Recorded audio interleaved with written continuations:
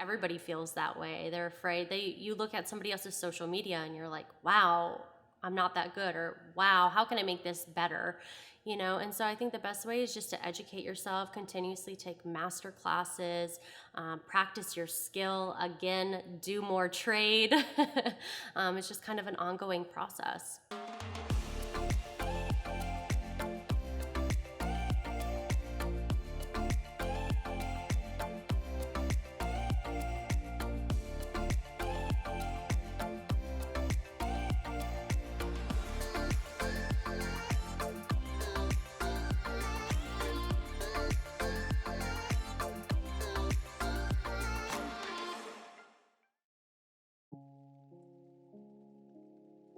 Yeah, so I am a mom of a beautiful 12-year-old girl who also does a little bit of modeling. So it goes kind of hand in hand with what I do, which of course is a makeup artist. I started roughly 8 years ago in makeup, freelancing for MAC Cosmetics. From there, I moved to full-time and moved up throughout the company. And then I chose to go on and further my business on my own and continue down my own path.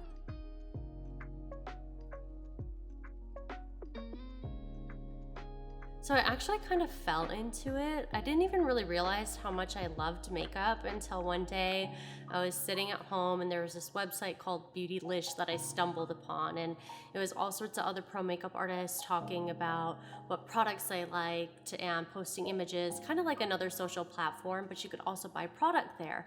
And so I started to really follow that, which led into YouTube videos, and I realized that I was spending every second of my downtime looking up makeup and products and reviews. And after that, I was like, I'm gonna go work for MAC. So I taught myself. I took hours while I was working another job and realized that, hey, I really love this. I went and applied for MAC Cosmetics. It probably took a month, and I thought for sure I didn't get it because they pulled the job. And then about a month later, they called me and said, we actually want to hire you.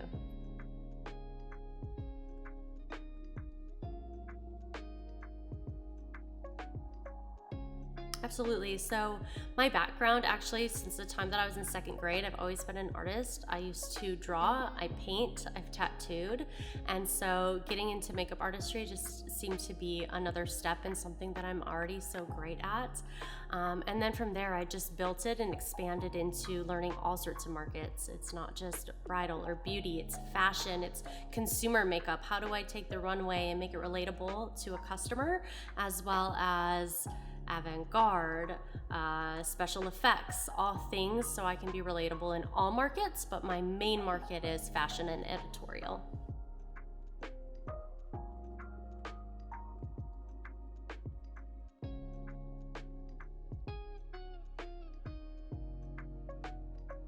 Yes, and it was a struggle for myself as well. It took a lot of trial and error to figure out what worked for me. I think the biggest thing for most people just starting out in the industry is we have to realize that there's going to be a portion where we do things as on a trade basis. So I did a ton of trade. I would call up photographers that I knew were the best in the industry here in the market, and I would say, hey, can you help me? From there, then I started to market myself on other websites, such as bridal websites and other just makeup industry driven sites, which is lead based, where they drive traffic to me. Yeah, I mean, I think COVID really hit everybody hard. And so I definitely took some time off at that point, reevaluated, was like, okay, where do I want to go from here? And is this something that I still want to continue? Because there was just so much going on in general that, it was scary to see if that was actually going to continue to be a thing. People want to get their makeup done when something such as a pandemic is happening. But it actually turned out that almost no one canceled their wedding and everybody was wanting to have makeup done now more than ever. Wow, that is a tough question.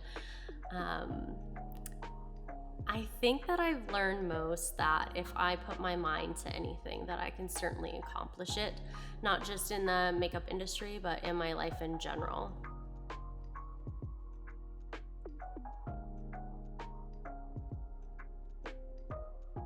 Education.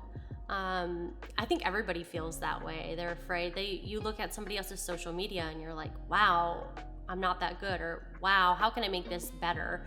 And so I think the best way is just to educate yourself, continuously take master classes, practice your skill, again, do more trade.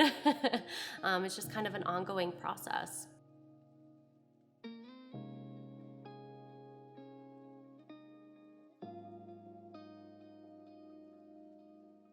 Definitely. So I think that it's about finding the right time and finding what benefits for you.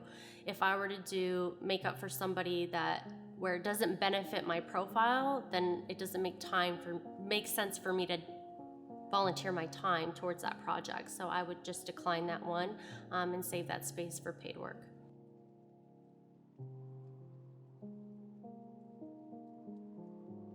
Absolutely. So I've looked at other comparable makeup artists and competitive rates. It's also helpful that some of those platforms that actually drive business to me actually have open conversations with their other pros about what the lead industry standards are. And then I've met myself, but still kept myself fairly priced, while still valuing my own time and effort that I've put into creating my business.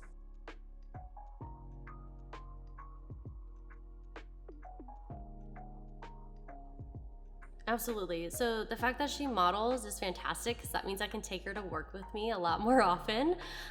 Sometimes I utilize her as my little assistant. Hey, grab mom this, get that from my kit, put these things away for me. So that's great. But it is a lot of away time, but she's very understanding of that. Also, as a single parent and her only surviving parent, she is aware that, there's only one parent to do everything for her. So she's been very thoughtful in that process.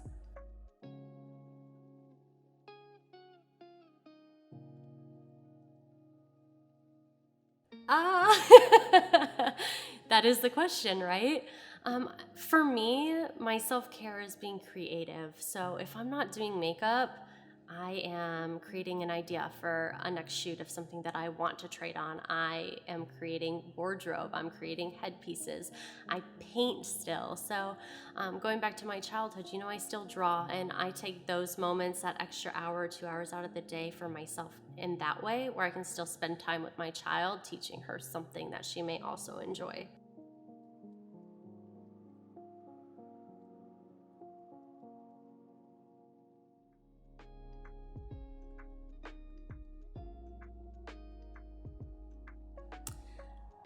Just keep going. I mean, bigger than business, if you set your mind to something and you choose to do it, you can do it. The hardest portion in starting anything is deciding.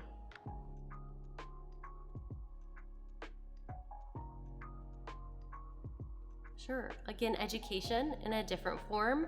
I read a ton of self-help books. I go through anything motivational and powerful in regards to my reading materials.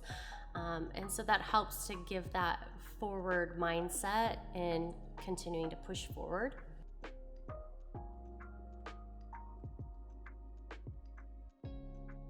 Yeah, social.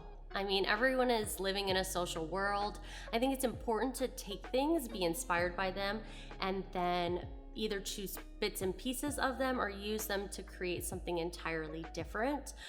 It's not about copying or recreating, it's about creating something based off of the inspiration.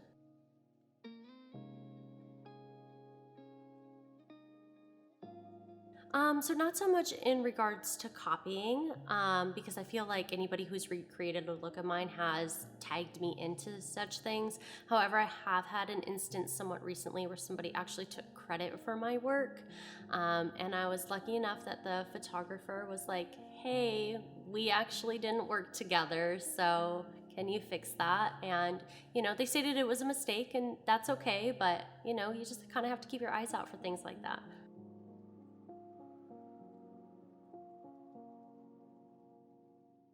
Yeah, network. That's the biggest thing. Network. You never know.